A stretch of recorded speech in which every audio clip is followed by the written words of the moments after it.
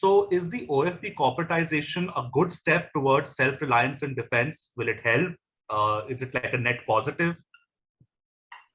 Well, let's start by saying that it is something that has been on the cards and something that has been on the MOD's must-do list for a very long while. In fact, from the 2005 Vijay Kelkar committee.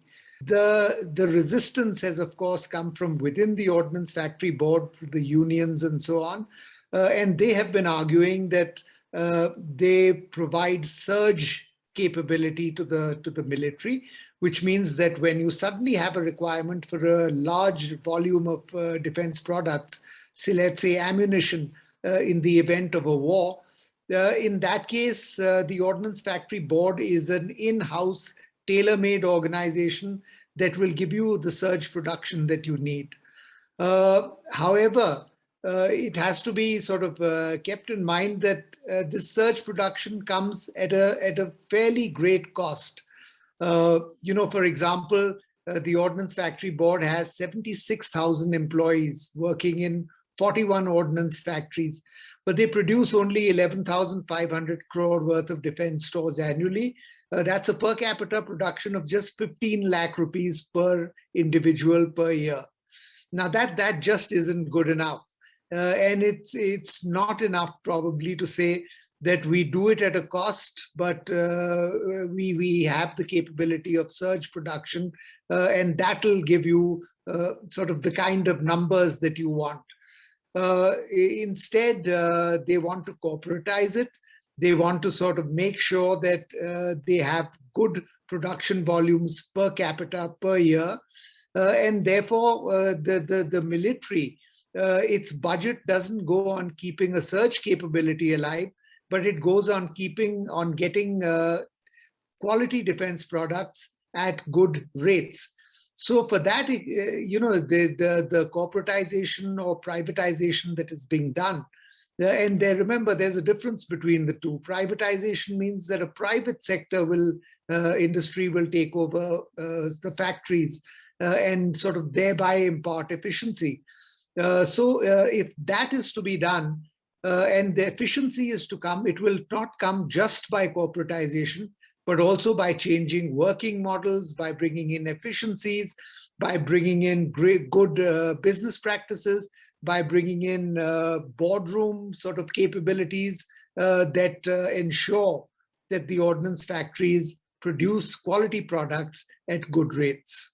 So as a concluding line, what you're saying is that corporatization alone is not enough. It's a good first step, but a lot more needs to be done. Am I getting the right sense?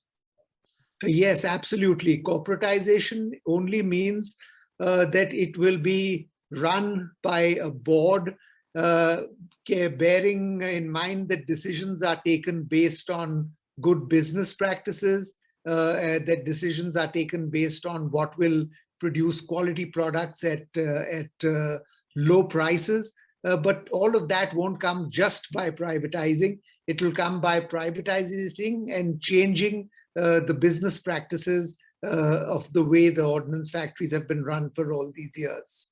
One last thing, sir. Just in case there's some confusion. So right now, the step that has been taken is just to corporatize it. There isn't any as such active move to privatize it, is there? No. This was in fact the big decision that had to be taken. Should we allow the ordnance factory boards to be taken over by private industry, depending on what sort of capabilities that particular industry wants to create? Or would you prefer to have corporatization, which means not privatization, but changing the structure, the boardroom practices, the sort of business practices, the practice of giving contracts, let's say, to the lowest possible bidder, not just to a bidder because he happens to be an ordnance factory.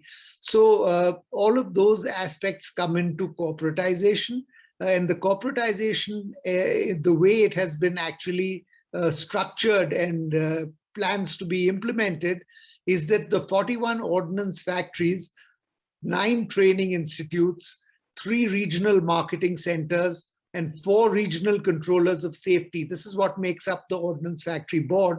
All of this will be carved up into 7 defense public sector undertakings. We already have 9 defense public sector undertakings. There will be 7 more that come into play, which have been structured from these ordnance factories. So you will actually have now 16 DPSUs.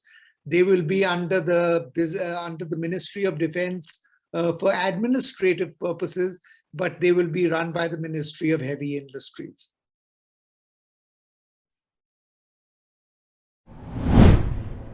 If you like this video, share it and subscribe to Business Standard. For more news, views and insights, log on to www.business-standard.com. Do also follow us on YouTube, Twitter, Facebook, Instagram, Telegram and LinkedIn.